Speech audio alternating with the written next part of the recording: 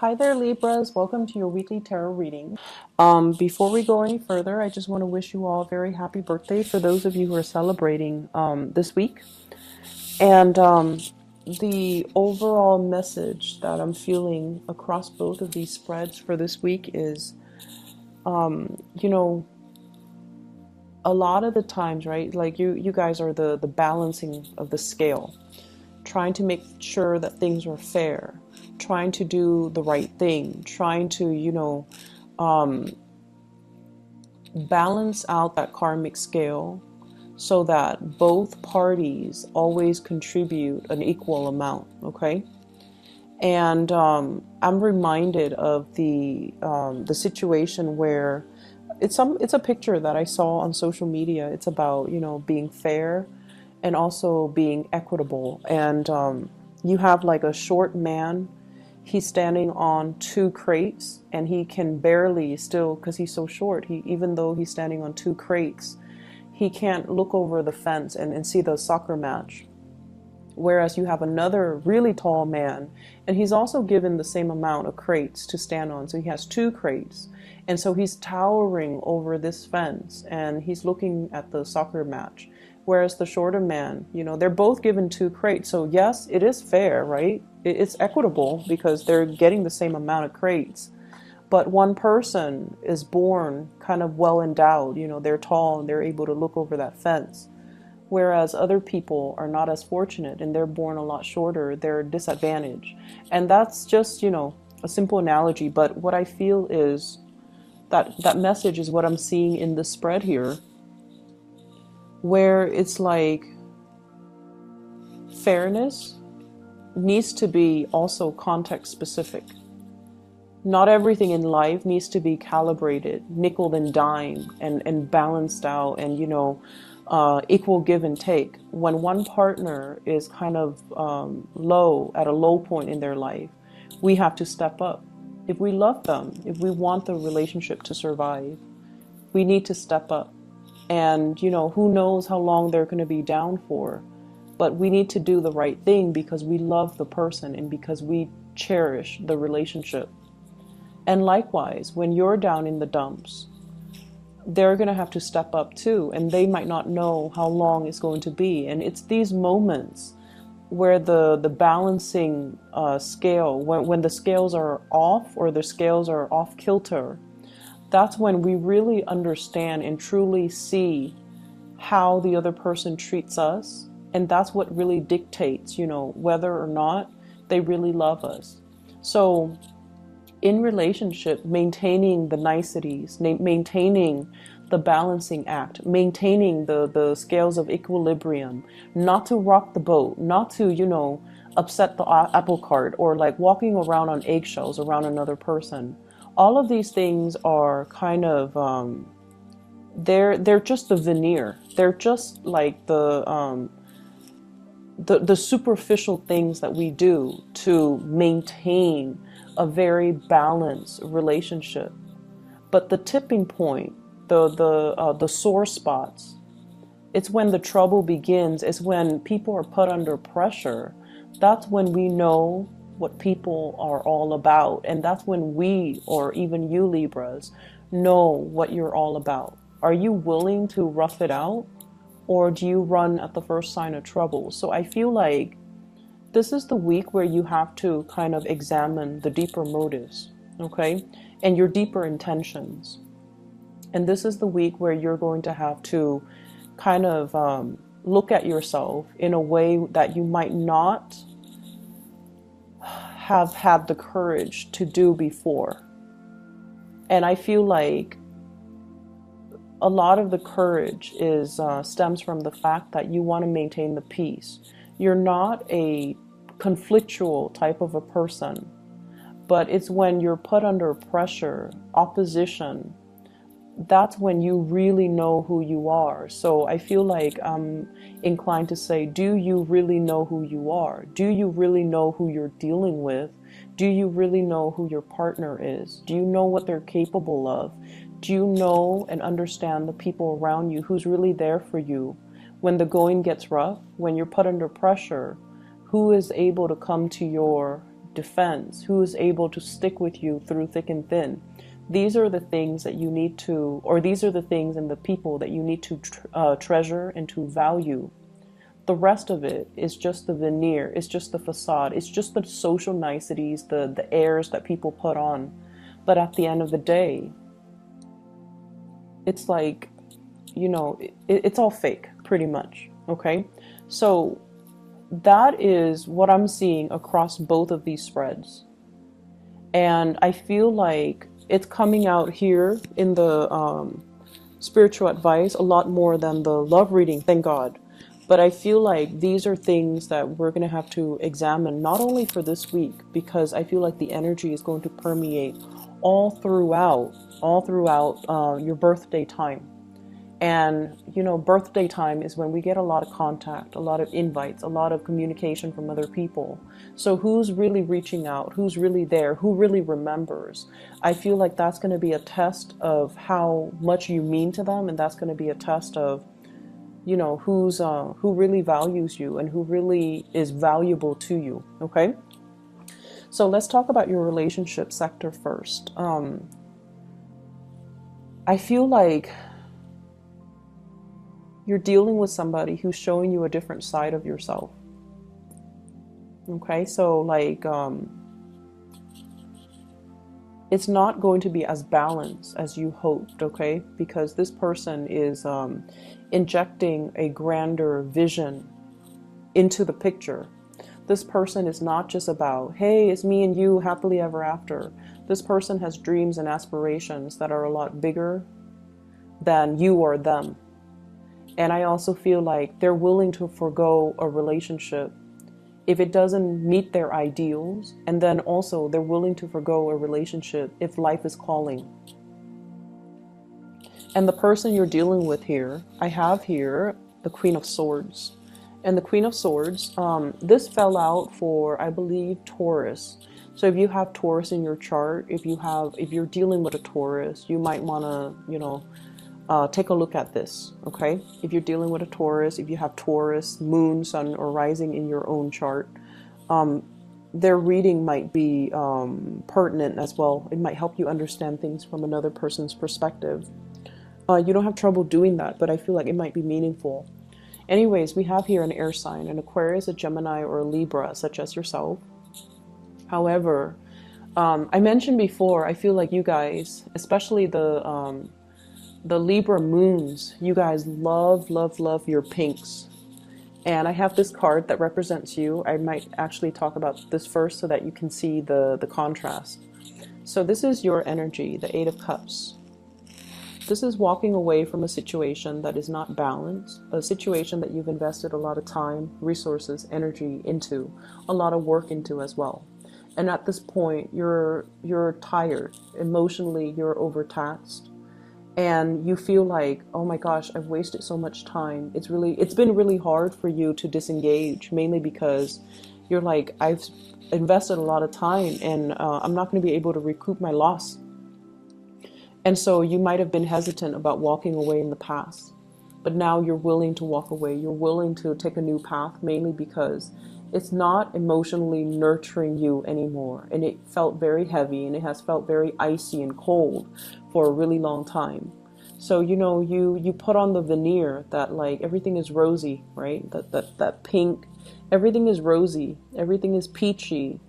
However, internally in your hearts of hearts, I don't feel like you can deny the fact that your heart is not in it anymore. It's taxing and it's not liberating and it's unbalanced and it's not reciprocal. And so many of you have chosen to walk away from a situation, or emotionally you have walked out of a situation. And I feel like you're looking towards somebody else here, okay? Somebody is bringing something into your life. They're showing you a different perspective. And I feel like you might still be in this other relationship that you can't really recoup your loss, or you can't really move away. There might be children. And you might have also wondered, like, you know, I can't leave because, you know, there might not be other people, other suitors, other opportunities for me until this person comes into the picture. And this person is everything that you've wanted. They're blue, you're very pink. So I feel like there might be gender role reversal, okay? And that's just the stereotypical, color coding that I'm using. But I do feel there's an element here. This is a female energy, and yet her demeanor is very, very strategic, very icy. So she's not a warm, cuddly type of a person. However, she's very intelligent. So it could be a male or a female, but their energy is that they're not, typically warm and cuddly and welcoming and things like that. However, this person is very highly activated on the crown chakra. They have a lot of insights, a lot of wisdom. They can see through people. They can see through situations. They can bring a lot of clarity in a situation where there is none. And I feel like you find them very, very attractive. And one of the ways in which Libran and Taurian people find other people attractive is in the symmetry. The way they dress, whether or not their clothes are complementary colors, the way their facial features are, whether or not they have dimples or they have like a gentle, a kind face. So I feel like you guys are really are suckers for like people with a pretty face. Okay, like we're talking like classical beauty, like somebody with dimples, somebody with long eyelashes, somebody with expressive eyes, somebody with features that make them feel like very gentle, very like harmless, okay, like big eyes and rosy cheeks and plump lips and things that make people feel like, wow, this person is like a doll, they won't really hurt a fly.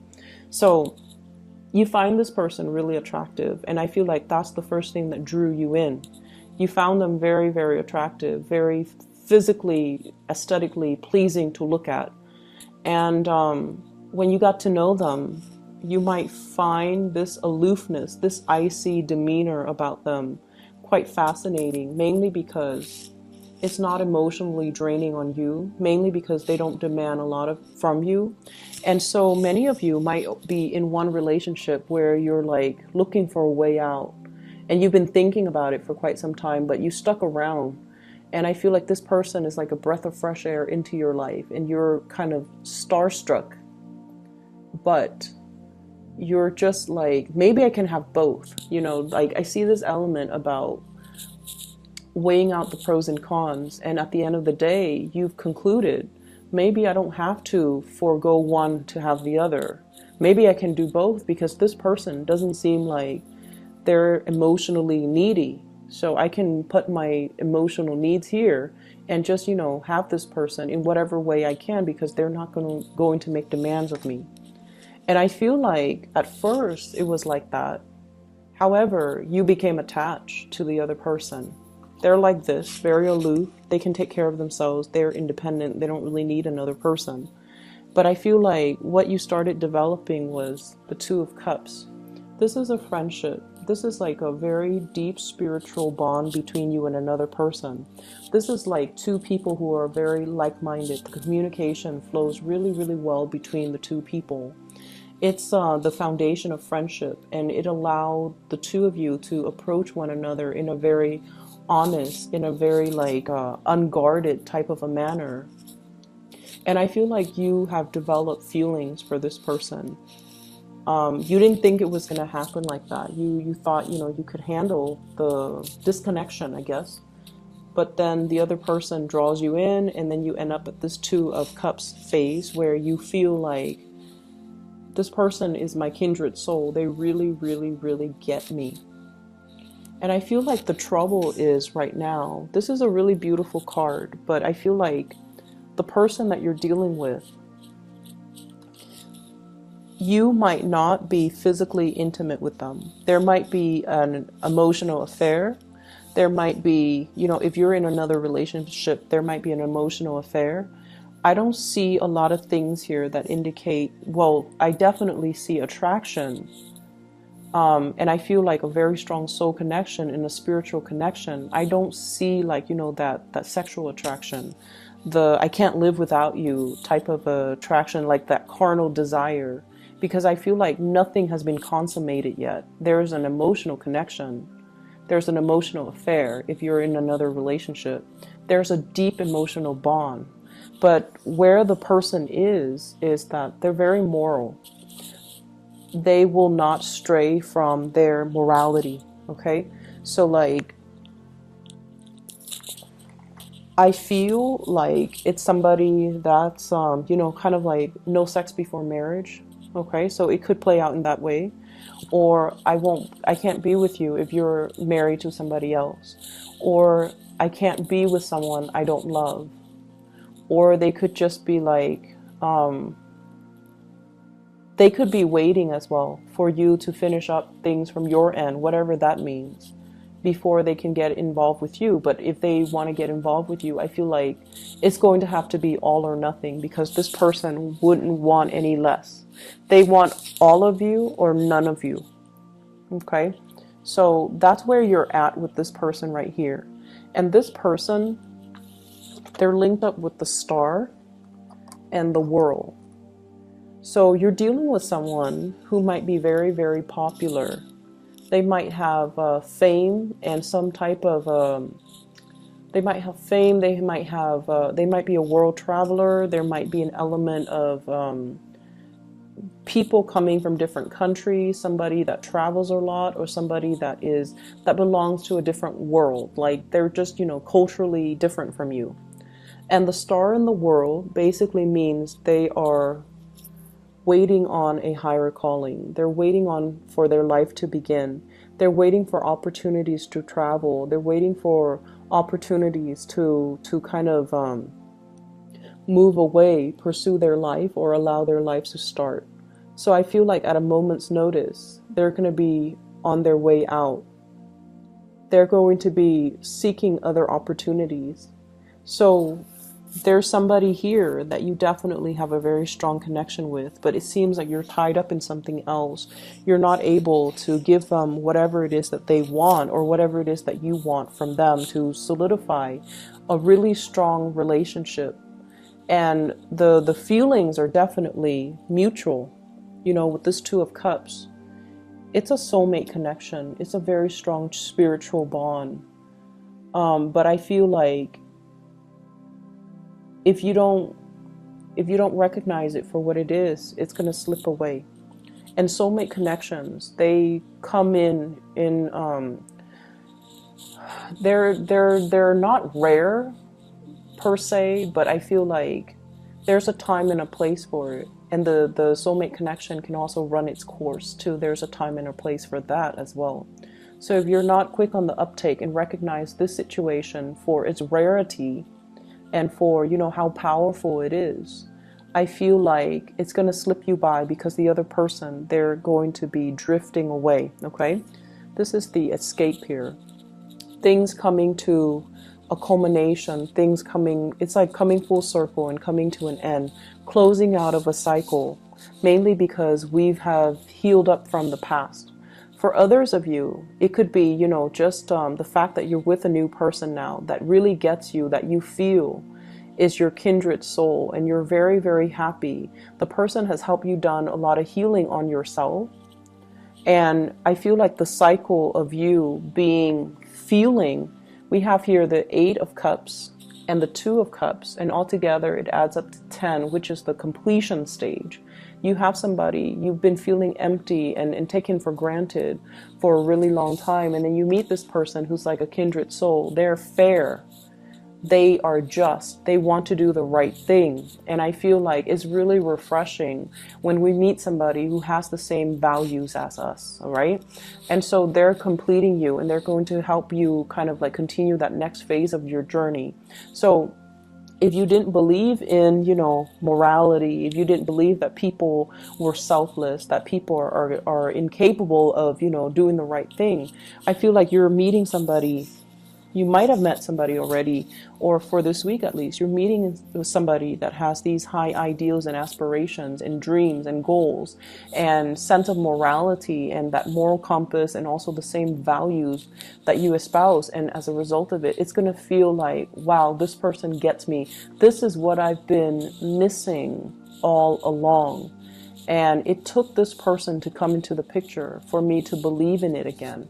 And for me to feel like I'm normal. I'm not the weird one. Just because everyone around me, lost faith in it.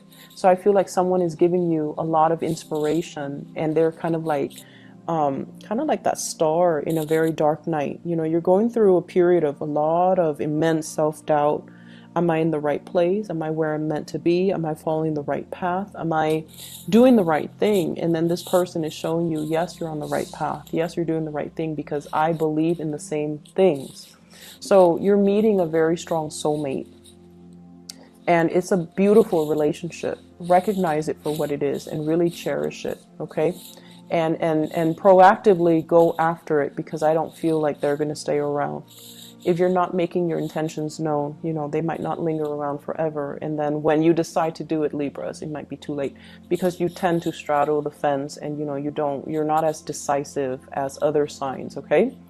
Other areas of your life, once again, I feel that energy, the veneer, okay, keeping scores and things like that.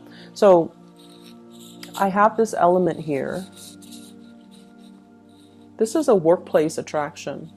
I have the Seven of Pentacles. This is like two people working towards a common goal, a common purpose. And usually I think of this as, I'm staying a little bit extra at work, mainly because there is an office attraction or something that is hidden.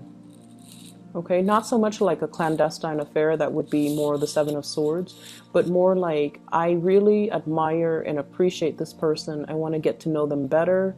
But we have like work that needs to be done, but there's that, every once in a while they cross my path, there's that attraction. So I definitely see you feeling this for somebody, and it might make the work environment a lot more dynamic, a lot more fun. I also feel like there might be interference in the work environment as well. This is a card about training, consulting, and too many people involved in a situation, too many cooks in the kitchen. Everyone is offering their 2 cents, unsolicited nonetheless, and everyone feels like they're an expert in their field, so they're coming together to kind of offer, their advice, offer their take, and it can create a lot of confusion. And I feel like that's what it's doing here. We end up here with the Five of Pentacles. And the Five of Pentacles is a situation where we feel kind of left out. We feel a little bit hidden and isolated. And despite all of these options, all of these people coming in telling us what we should do, it's really hard for us to listen to our inner voice and allow, it's like these inputs from these other people is drowning out your intuition. So you should really listen to your intuition and figure out what you need to do, okay? So that's one area that I feel, there's workplace attraction. There's also like workplace confusion and interference, and too many people telling you what to do. And you want to, of course, appease everybody. But I feel like you're at a point where you can no longer do that. You're at a point where you need to kind of step out of your shell and grow up. And I want to say like almost grow a backbone and do what it is that you're divinely, intuitively guided to do, rather than being afraid to upset people by not taking their advice, even if what they're offering you is not appropriate for what you're dealing with, okay? For those of you who are feeling a little bit down and out, if you have recently, I see a divorce situation here as well. We have the Justice card as well as the Four of Wands. This is like paying alimony, paying child support, ending a relationship, having to deal with the legal aftermath of a failed relationship. If you are dealing with that as well, I feel like financially things might be halved, okay? So financially, if you have had a lot of financial blessings, so if you're like, if you were married and there were two incomes, now we're going in half. And I feel like you're going to start to feel the financial pinched, okay? And then if you've had to, take care of the kids or the wife or the husband or whatever the situation is, there's now child support and alimony that's going to have to be had, and there's going to be that financial pinch as well. So I feel like for some of you, the financial picture is not looking too great. And I also feel as if I feel like for those of you who are dealing with, you know, divorces and separation and child support and alimony, you have to kind of go to court and sort out like either agree to like to like redraw or renew or renegotiate your alimony or child support payments. And then for others of you, I feel like you're doing really well in at work. You might be in the legal profession. You might have met somebody that you're married to in the legal profession. You might now be meeting somebody in the legal profession, and you guys really hit it off. And I feel like, you know, it's a really great career for you to stay in. You're consulting, or other people are consulting you, and so you're doing a lot of training in that arena. But I definitely feel like there is this sense of meeting somebody that you really, really love on a soul level. You recognize each other. It's like upon the first time that you meet, you understand this sense of your soul recognizes one another. Okay, I'm gonna leave it at that for you, Libras. Take care of yourself, and I'll be back next week. Okay, happy birthday to those who are celebrating. Okay, and I'll see you next week. Bye bye.